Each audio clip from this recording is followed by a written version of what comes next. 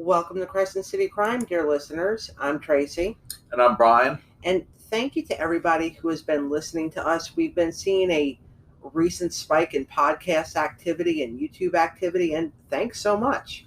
Thank you very much for listening. We really appreciate it. And of course, make sure to tell your friends and tell your enemies. Yes, especially tell your enemies. And our socials are, we are on the TikTok at TBSmith68. Instagram is CCC Podcast. YouTube channel is Crescent City Crime, where we've recently found a home for our friend David Ford, correspondent in the field. Yes, we found him in employment since his separation from BBC World Service. Yeah, so make sure if everybody, hey, do us a favor, will you? Subscribe to our YouTube channel, and if you have a dog, just leave our episodes playing on autoplay while you're gone. Yeah, the dog will. Dog would love it. Yeah, the dog will really, really love it because dogs love us. Dogs love us, and we love dogs. And in fact, there's a dog sitting on the bed next to you. Yes, she is. Yeah, she's excited for Halloween. That's right. That's our Luna dog. Yeah. She's looking at me like, why are you saying my name? You're a good girl. And she's wagging her tail. Yeah. I'm narrating this for the audience at home as if, but yes, but really, I mean, I'm making a joke, but I'm also not making a joke. If y'all want to do that, that'd be fun. Oh yeah. All right, so we also appreciate any ratings or reviews on whatever platform that you listen to us on. And of course, make sure to subscribe to us. Follow us on all the things, because that's always helpful too. Always want to get more word of mouth. Yes, we do appreciate all the help you can give us. Now, Brian. Yes. Are you ready to step into the Wayback Machine? Ready. No. All right. So we're going back to January 1911. And this is in rural Louisiana in 1911. Brian, what movie had we recently seen that also took place in a rural area in the early 1900s? Pearl, that's right. And this story kind of has some Pearl vibes to it, except the family accused of these murders that we're about to describe in this episode is a black family. So it's a black family in rural Louisiana in the early 1900s. Not an easy life for anybody, but especially for black people at that time, because there were a lot of people alive who still remember what great event that happened, Brian. Yes. The Civil War. At that time, yes, there are many people still alive from the Civil War. They were, and at this point, I think this is at the point to where there was reconciliation between members of the North and the South, and there were annual get-togethers, the last of which took place during World War II. Yeah.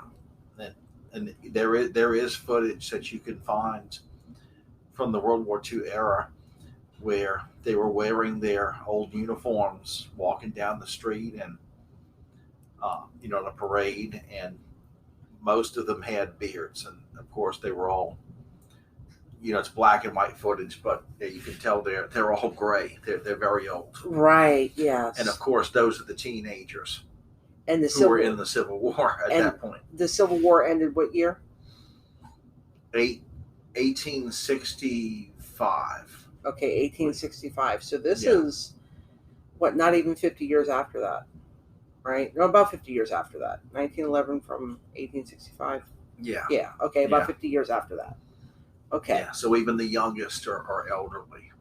Yes, even the youngest are elderly at this time. So a lot of those prejudices are still very much alive, just like they are today. But at that time it was different tensions, and black people did not have. I mean, they had next to no rights at all at this time. I mean, black people couldn't even vote yet. Yeah, and women couldn't vote yet either. That's true. So now this is the background, right? We always have to get into the background because I always want people to have a context of what time these stories take place in. And again, there's no internet, there's no telephones, there's no TV. I mean, you're like kicking cans in the dirt for fun if you're a kid at this time. Yeah. Playing outside, playing games. Yeah. Maybe playing cards. Yeah. So, early one afternoon in late January 1911, a police officer in West Crowley, Louisiana, received an urgent phone call. Neighbors feared something terrible had taken place at 605 Western Avenue. When Officer Ballou arrived at the house, he found the home's 3 occupants, a man, woman, and small boy, lying in bed with their skulls split open. The bed was drenched in blood, and bloody footprints were all over the floor. The doors were locked, indicating that the killer had come in through a window and murdered the family while they slept. There was a bucket of blood in one corner, and at the head of the bed, just above the bashed-in bodies, stood a bloodied axe. Axe murder. Yeah, that sounds like Pearl. It does. And also, I just need to point out, at this time also, everybody in just about everywhere had an axe. An axe was an essential tool for the home. You had to split wood for the winter. You had to kill animals to eat. So everybody had an axe. Everybody had an axe to grind. Okay. Now, because of this, though, during this particular period in American history, axe murders were very common. For example, in Villisca, Iowa, and other parts of the Midwest, mass murders were committed by someone with an axe. And even though an investigator has theorized that all of the Midwest axe murders were connected, they still remain unsolved over 100 years later. And this is somebody who, at that time, it was so much harder to trace anybody. You did not have cell phones. You did not say, like, to your Instagram followers, hey guys, I'm going to Paris for the weekend, bye. You just didn't have that. You could just pick up and go. Yeah, records were all written records. Mm-hmm. There were no credit cards. It was all hard currency. That's very true. So it's hard to track people's movements. And these people, of course, they didn't use checkbooks either. No, they did not. But those were probably the days where you could go down to the corner store and get some credit, get a line of credit for meat or vegetables, right? Yeah. Or perhaps you traded with your neighbors. If you have two farmers, one's a cattle farmer, one's a produce farmer, you could trade produce for cattle. Or barter, trade. Trade. Yeah, trade work. Yeah, trade work, yeah. For food, yeah. Yes, you could do that too. Now, across the American South, the city of Atlanta was dealing with the Atlanta Ripper. He victimized at least 20 young African American and mixed race women. Between January 1911 and April 1912, either one serial killer or multiple serial killers were responsible for the 49 murders across Texas and Louisiana. 49 murders. Wow.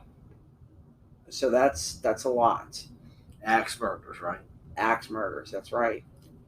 So I wonder if anyone thought about whether or not it had something to do with the easy access to axes. Well, I mean, there was a cow in every yard, a chicken in every pot, and an axe in every hand. Yeah, everyone had an axe to grind. Yes, they did.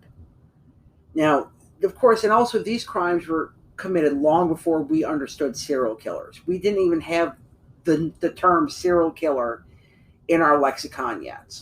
Okay? And there was all these advancements that we have today in crime scene technology. There was none of that back then either. You didn't have DNA. You didn't even know what DNA was. Imagine all that. Yeah, imagine. Wow. Imagine all that. Axes everywhere. No DNA. No crime scene technology. No knowledge of serial killers. This is where we are right now in this story, okay? Yeah. So the murders took place in small towns along the Southern Pacific Railroad line. So you probably had somebody who was jumping on and off trains and going into these little towns and killing people. Imagine that. I mean, it's also consider back then that I don't think people understood that to this type of person it was a hobby. What, riding the rails or killing people? Killing people. Yeah. Killing that to the serial killer, killing's a hobby. It's something that it's a sick pleasure they enjoy. So it's still a time where whenever there's a murder, everyone's looking for a motive. That's true. The serial killer, well, doesn't really have a motive. They're just having fun. Yeah. Well, maybe fun is their motive. You know? Yeah. If you can't get your fun any other way, that's or your real fun rather. I mean, you could have fun going to a water park, but but instead, some people find it more fun to hurt other people. And once again, like the character Pearl from the horror slasher movie Pearl, she even says at one point that she rather enjoys killing. Yes. Yeah. Now, while some sources think that the first murders in this particular string date back to 1905, it is generally thought that the first victims were named Edna Opelousas and her 3 children. They were killed in Rayne, Louisiana in November of 1909. And then the next killing took place in late January 1911 when Walter Byers, his wife, and their son were hacked to death in Crowley, Louisiana. Then on February the 25th of 1911, the murderer killed the Andrus family, who was a family of 4 in Lafayette, Texas. And it was at this point where police started to suspect that their crimes were connected because they were very similar. And they said that, and this is a direct quote, that this is the work of some terrible monster. Now, eventually police focused on a man named Raymond Barnabet.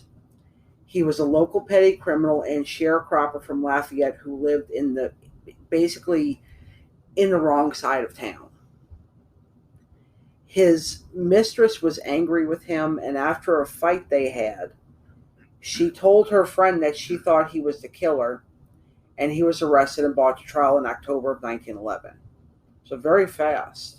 Just based off of some gossip. There was not really a full investigation, at least by terms of what we would call today an investigation, right? DNA, fingerprints. Is there an alibi?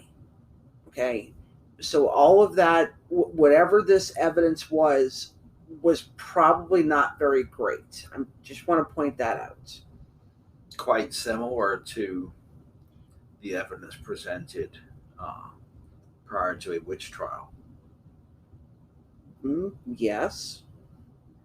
Now, Raymond's children, Zephyrin and Clementine Barnabet, testified against their father. And the teenage Clementine told a graphic story of her father returning home one night with blood on his clothes as he threatened to kill the family. What do you think of that? It's a teenager who was narrating the story, said that her father came in with blood on his clothes and then threatened to kill the family. Wow. Yeah, that's quite a revelation. I mean, maybe, but also I just want to point this out too. You know, in our modern world, I feel like we're only just now, as a society, starting to understand what abuse will do to children. Back then, it didn't really matter. You could literally treat your kids however you wanted. Okay? Yeah. And if Clementine, if her father was really a terrible person, then Clementine was probably terrified of him and probably did believe that he would kill the family. Don't you agree? Yeah. Yes. Yeah. That's far worse than telling the kids that there's monsters outside at night, so you better not get out of bed and leave the house at night. Yeah. That's that's far worse than that. Now, Clementine's brother Zephyrin confirmed the story. He added that their father bragged that he killed the whole damn Andrus family. And both children said they feared for their life if their father was free. Now, while Raymond sat in jail, another murder took place a month later. On November the 26th, 1911, Norbert Randall, his wife, and 3 children and their nephew were found dead in Lafayette, but while the rest of the family was attacked with an axe, Norbert was shot in the head. Louisiana Parish Sheriff Louis Lacoste started to investigate Clementine and Zephyrin due to their reputation around town. During Raymond's trial, neighbors described the Barnabet children as filthy, shifty degenerates. So there's a lot going on in that Barnabet household. Yeah, like father-like children. Maybe. But we will get into the rest of it when we come back after this break. And we're back. So when Raymond was arrested, blood from the Andrus murders had been discovered on Clementine's clothes. Remember that Clementine had said that her father's clothes were bloodied, and that he bragged about killing the Andrus family.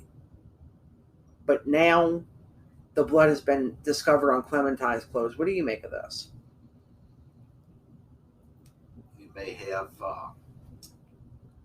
used an article of his clothing to wipe his hands on. Maybe. Now, she testified during her father's trial that he had wiped the blood there, as a matter of fact, Brian, so your guess was right.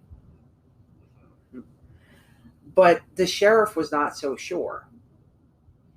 When deputies arrested Clementine and searched the family's home, they found a complete suit of women's clothes in Clementine's room, saturated with blood and covered with human brains. Oh. Yeah. Oh, an axe to the head. Yes.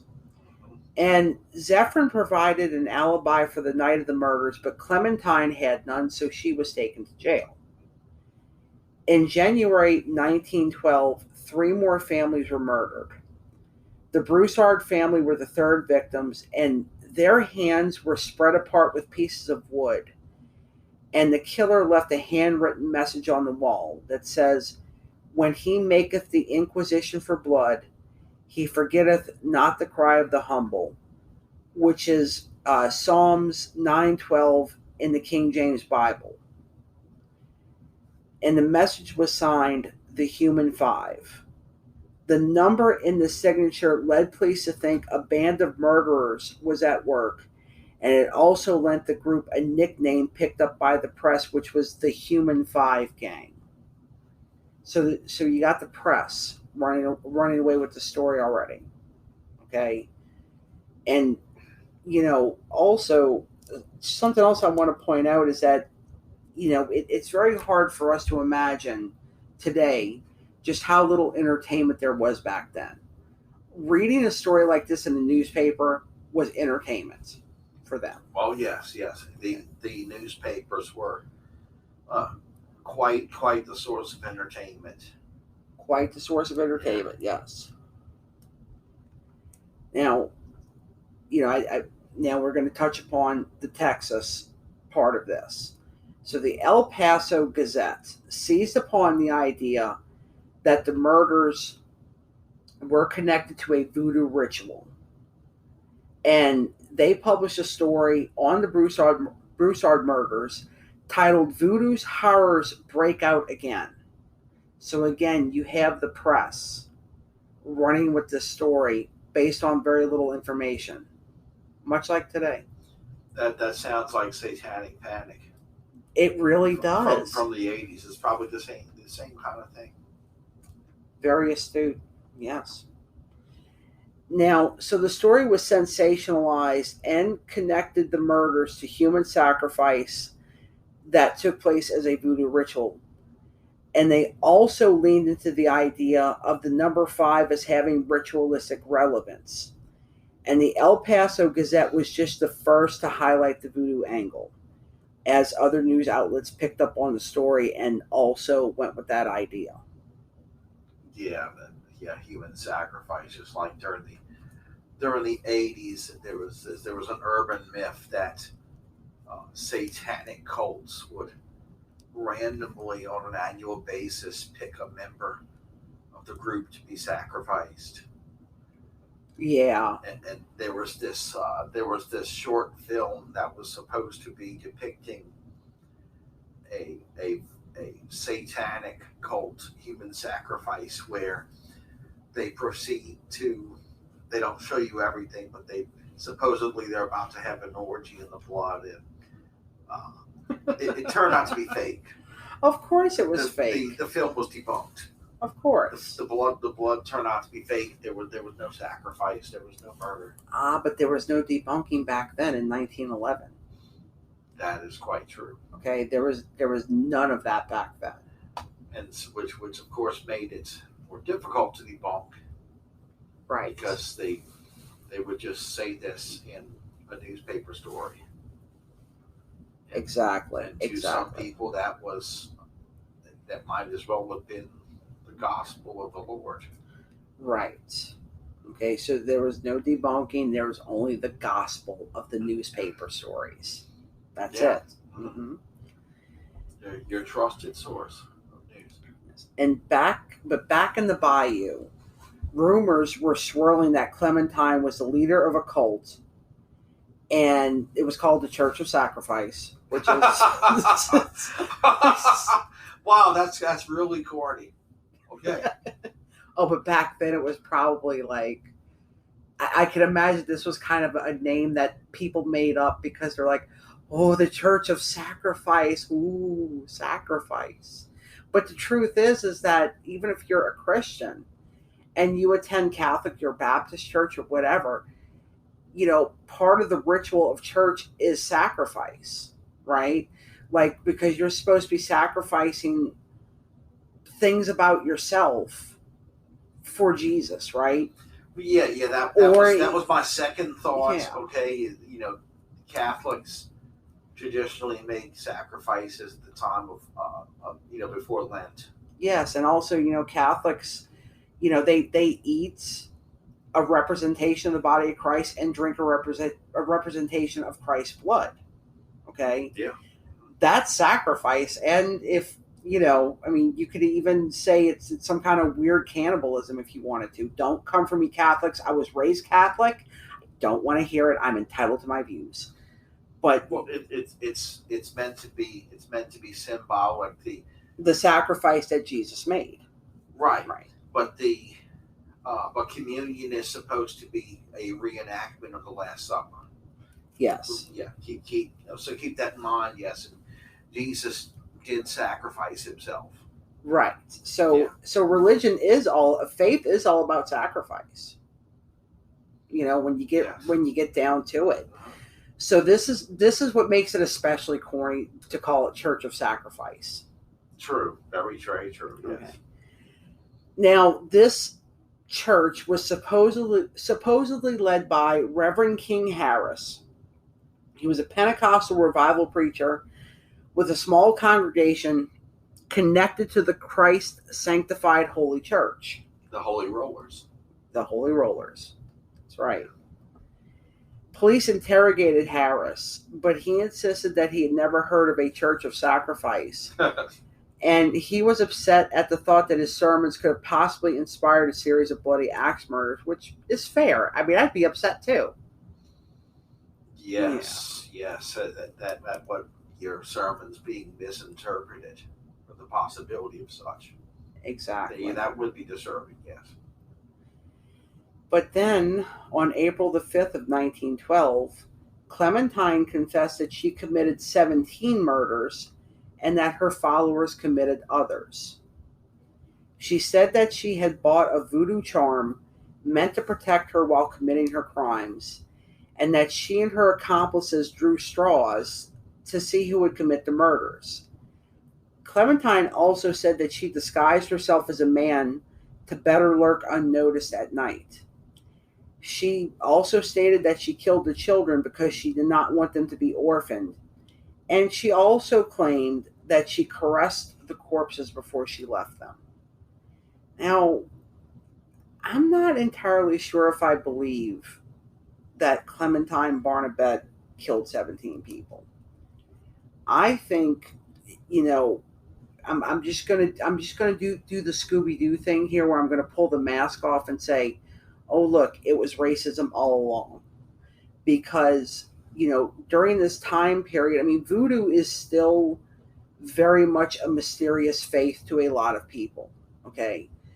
But it was created by slaves, okay? They bought it from their culture to this country, okay, when they were kidnapped and sold through the slave trade, all right? That's how it got here.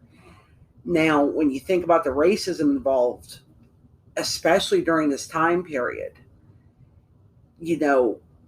people had an even less understanding of voodoo then than we do now, right?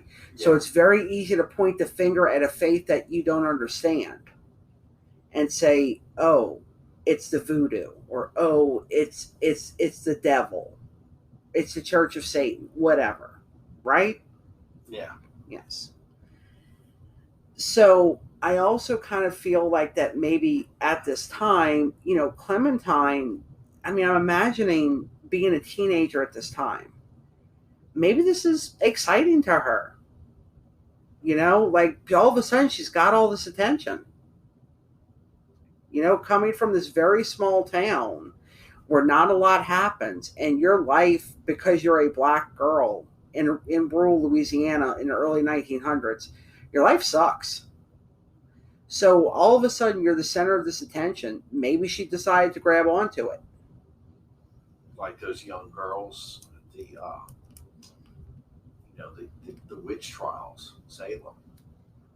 That's exactly what I was thinking, because back then those girls were like rock stars in that town, and anybody that they wanted to accuse of being a witch, they were believed.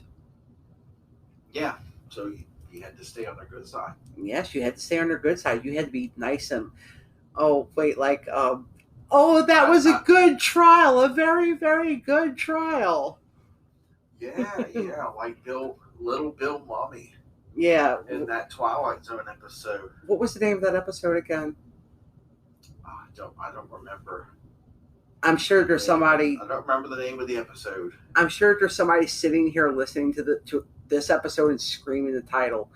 We don't hear you. We're sorry. But if you've not seen the classic Twilight Zone episode starring Bill Mummy, you really must look it up. It's quite easily accessible. The Twilight Zone is streaming everywhere. You should be able to find it. Yeah. Yes. Very much recommend that episode in particular. Mm-hmm. But yes. So what do you? So Brian, yeah. So do you think that maybe she was just caught up in the celebrity of it all? That appears to be the case, very much so. Well, in spite of her confession, her motives were never made clear, and her confession was met with varying degrees of belief. So not everybody believed her.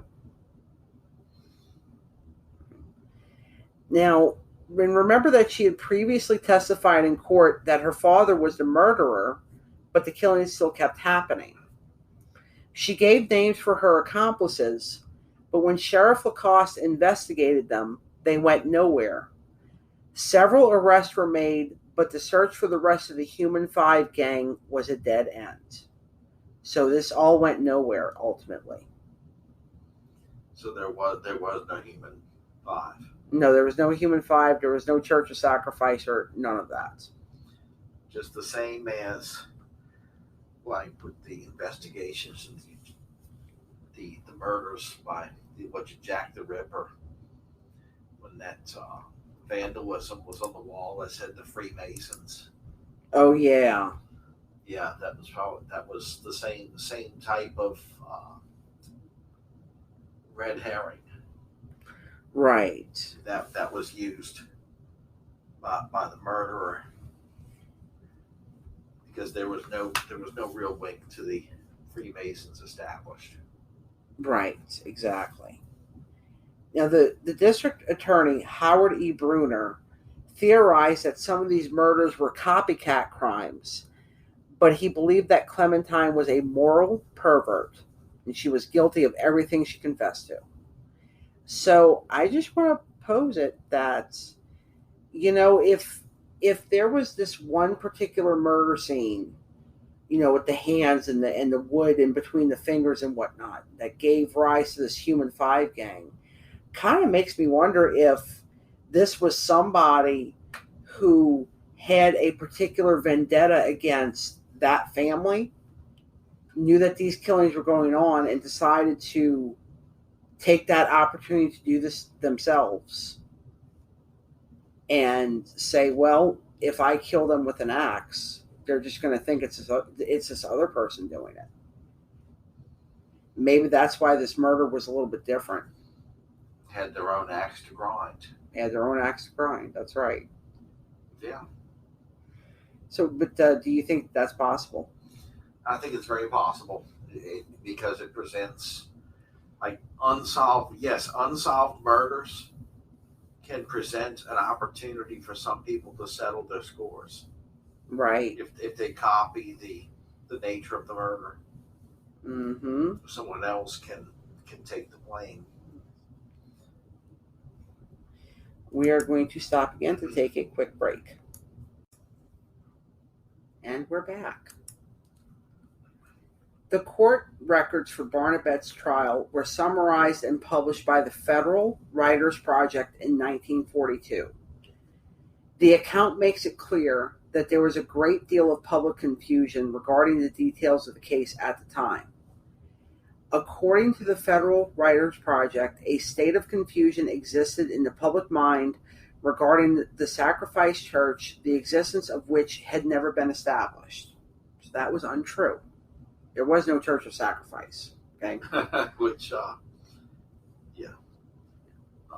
reasonable person would kind of guess that these days. Yes. And they also established that there was a great deal of confusion over what voodoo actually was, which, by the way, for those who may not be aware, if you ever see something in, that's maybe it's Catholic imagery, but it has the name of a voodoo deity, it is because slaves couldn't even practice their faith openly. So they would use Catholic imagery as substitution for their own deities to kind of hide it in plain sight. Okay? Yeah. So especially the case in New Orleans. Exactly. So when you consider that as well, that this is how deeply it had to be hidden. Okay? And this is also why at the time, voodoo was still regarded with so much suspicion. That you had these people who thought, oh, voodoo, oh no, sacrifice, oh no, Satan. Yes, well, fearing what you don't understand. Fearing what you don't understand, which is why it is good to read and it is good to listen to certain podcasts like this one. Yep. However, the damage had already been done, and the Lafayette population was willing enough to place the blame on voodoo and Clementine Barnabet. So even though investigators did not think that she was responsible, the public fully believed that she was.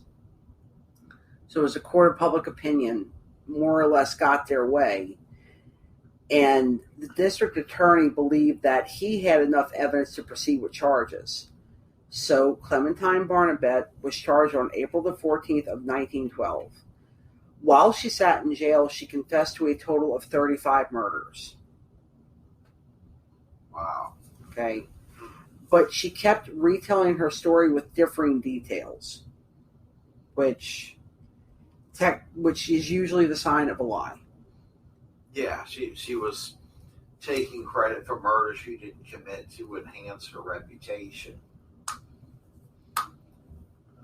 Right.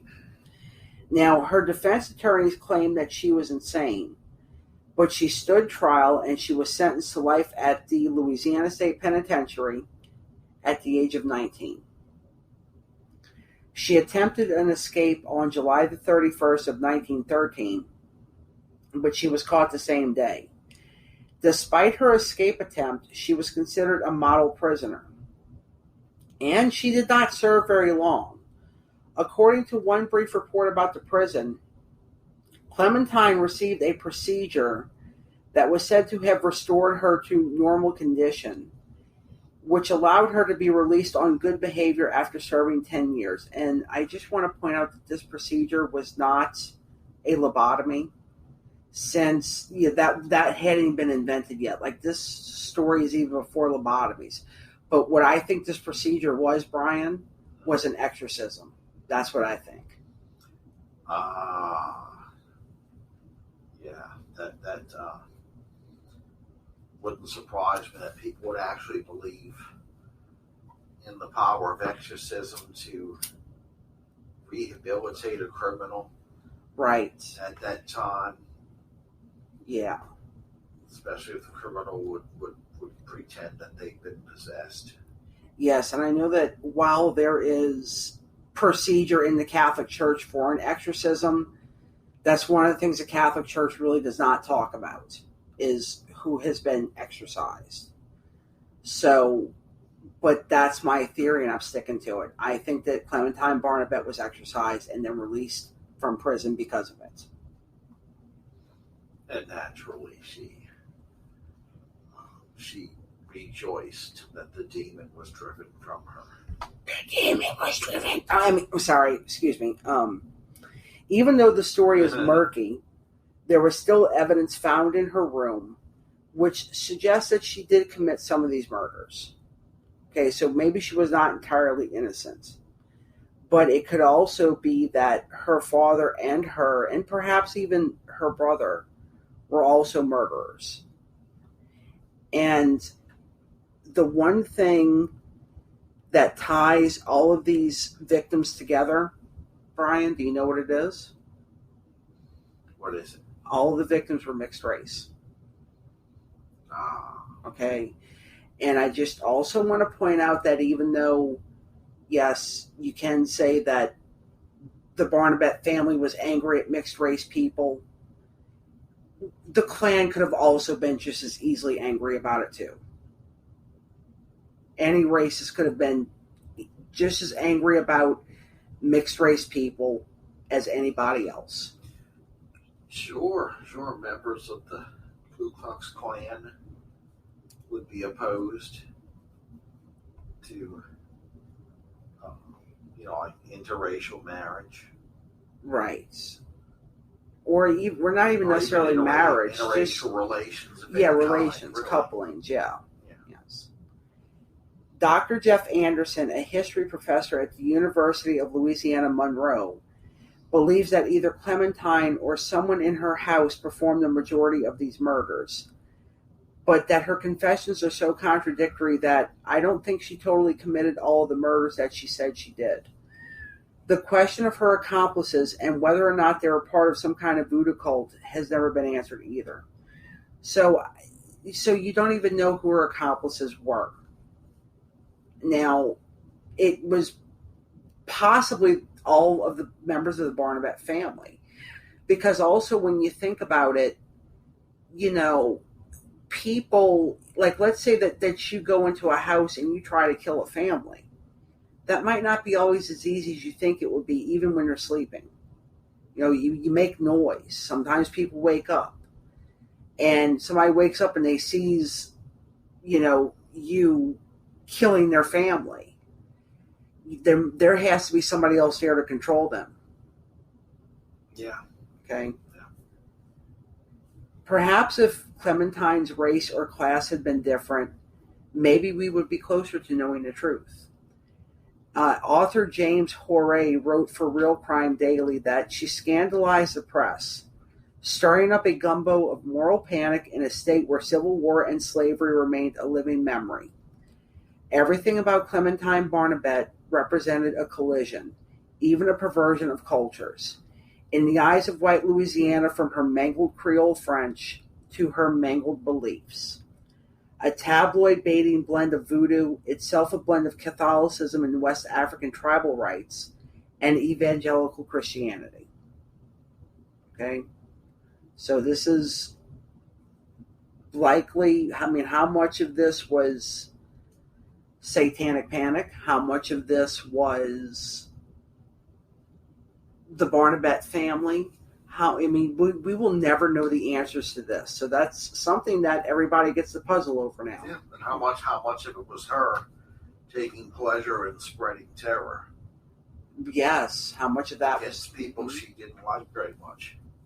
Exactly. And it does need to be noted, though, that the future podcast subject, the Axeman of New Orleans, was also active during this time, and those murders also remain unsolved. So it could be that the Axeman was also at one point in rural Louisiana. That's a possibility too. It could also be that there were other people like the Axeman who were undiscovered. Yes. Just given the number of axe murders overall that had taken place throughout the country. It's like, keep in mind that in many instances, people use a common tool or a tool of the trade, right, to commit a murder, right. Yes. So, Brian, do you have any final thoughts before we wrap up?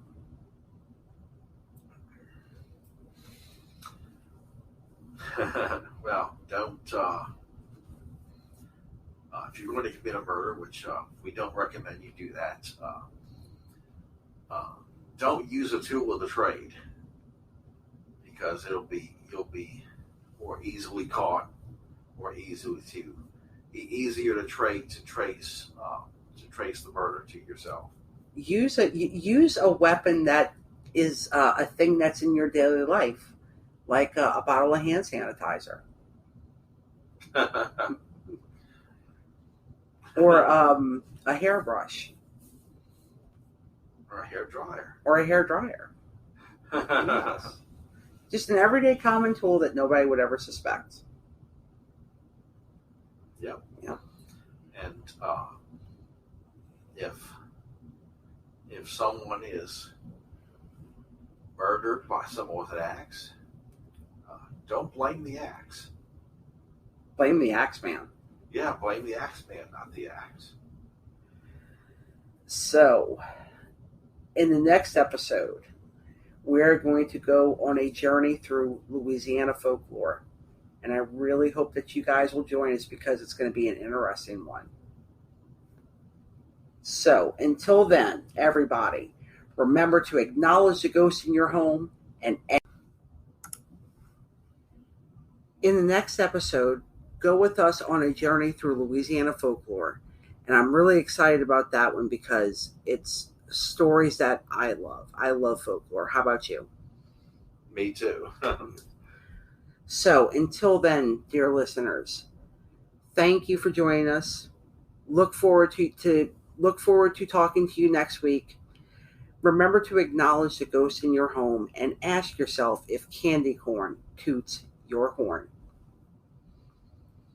And if you go to see the movie Halloween Ends, remember that the Michael Myers mask was made from a Captain Kirk mask, and the absence of William Shatner from any Halloween movie was a missed opportunity.